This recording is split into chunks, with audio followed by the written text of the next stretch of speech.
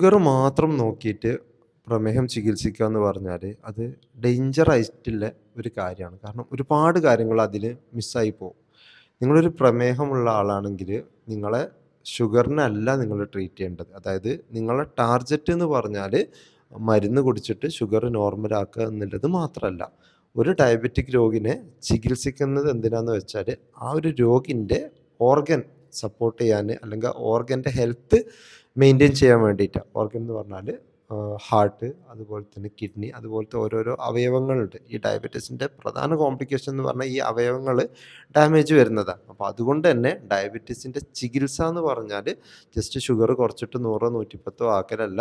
Diabetes ഉള്ള വ്യക്തിക്ക് ഈ ഹൃദയത്തിൻ്റെ ആരോഗ്യം സംരക്ഷിക്കാൻ എന്തൊക്കെ ആവശ്യമുണ്ട്, അതായത് ആ ഒരു രോഗിൻ്റെ ബി പി എത്രയായിരിക്കണം, ആ ഒരു രോഗിൻ്റെ കൊളസ്ട്രോൾ എത്രയായിരിക്കണം, ആ രോഗിൻ്റെ വെയിറ്റ് എത്രയായിരിക്കണം, അല്ലെങ്കിൽ അതുപോലെ തന്നെ കിഡ്നിൻ്റെ ആരോഗ്യം പ്രിസർവ് ചെയ്യാൻ എന്തൊക്കെ ചെയ്യണം, അതായത് മൂത്രത്തിൽ പത പോകുന്നുണ്ടോ നോക്കണം. അങ്ങനെ ഒരുപാട് കാര്യങ്ങൾ ചെയ്യാനുണ്ട്. അപ്പോൾ ഡയബറ്റീസ് ചികിത്സിക്കുമ്പോൾ ഒരിക്കലും ഷുഗർ മാത്രം നോക്കിയിട്ട് നിങ്ങൾ ചികിത്സ നല്ലതാണോ മോശമാണോ എന്നുള്ളത് നിങ്ങൾ ഡിസൈഡ് ചെയ്യരുത്.